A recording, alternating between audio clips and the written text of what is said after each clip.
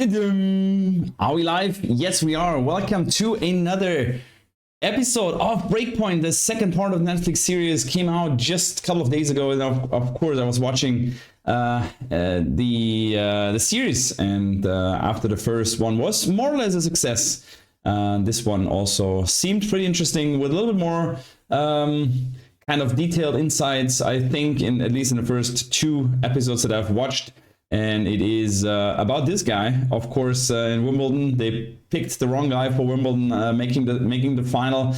But in the first episode, they are talking about the first couple of matches. So guys, if you have not watched the Netflix series yet, this is just a review on what is happening. So yeah, if you want to watch it and you don't want to know what's happening, then definitely come back later and watch it later. So it's about Kyrgios and also about the ex-girlfriend from Mr.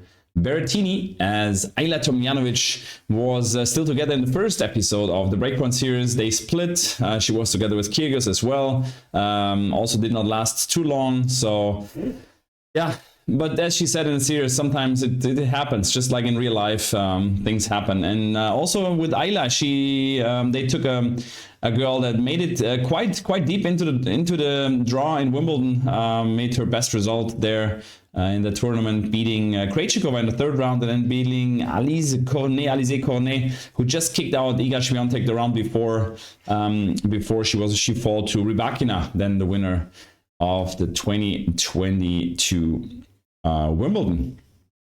A very interesting also news is that they will put a second series. Breakpoint 2 is coming out 2024. This is interesting, as I have seen in Monte Carlo already this year that they picked Rune to follow Holger Rune through the Monte Carlo Masters. Also picked the right guy. He was into the final, so that's going to be interesting. So it seems like it is a success for the Netflix series Breakpoint. People want to watch it, and yeah, I'm also pumped already for the next one to come out. So as I said, it was about a little bit about Ajla Tomljanovic, as she was struggling also mentally. You see it more and more players are alone out there with their teams, and she said she's not feeling very confident. The dad is always with her.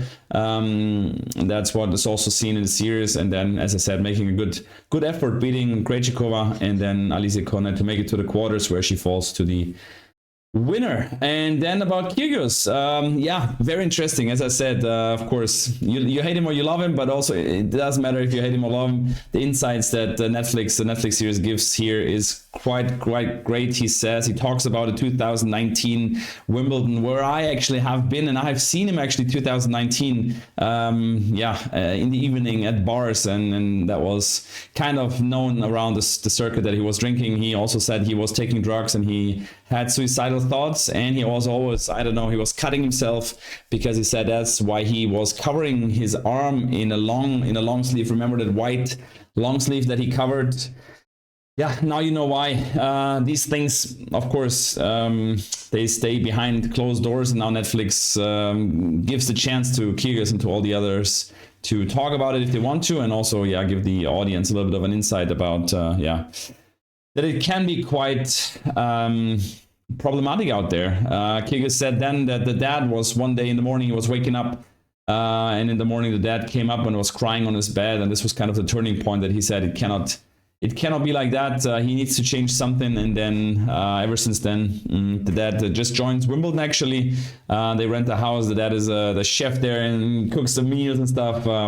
Was interesting to see. And then the series, this episode ends with the almost default after Kyrgios lost the first set to Tsitsipas. He won the second set to Tsitsipas, and then Tsitsipas was smacking the ball out in the stands and missed a guy just very close. Kyrgios was then asking for a default and then made out a circus show. Kind of that's what the Tsitsipas said, that he was completely making a circus out of the whole match, which Tsitsipas was disappointed about, because he lost the match. And then he said that he was taking too much notice about what Kyrgios was doing. And also after the Breakpoint series comes out, there was a big encounter between Tsitsipas and Kyrgios, where Tsitsipas Just wanted to clarify that what he said in the series, that Kyrgios is an uneducated guy that brings the kind of the basketball mentality and the basketball thing into tennis. He was just clarified things that it was not against Kyrgios or not the racist background or anything like that. Pretty interesting. Kyrgios replied with a great message. He says, hey, it was a heated match, and sometimes in the press conferences the reporters, they want you to say something that they can make a big story out of it. So he didn't take it too hard. So he said, all good, mate, we were fine. So that was nice to hear from Kyrgios. Yeah, and that's where the first episode ends and the second episode starts. So with insights, as I said, I've seen also the first one as well, and I was quite happy about the insights. Also here, yeah, it's cool watching like a 45-minute tennis related thing. And of course, if you know what happens, it is not the most exciting thing, but still I like to watch the first one. I'll do a review on the second one as well, and this will come out tomorrow morning. And the next days I'm gonna do the third, fourth, fifth, and sixth. Guys, thanks for watching. Don't forget to like and subscribe to the channel, and I'll see you in the next one. Take care. Ciao, ciao.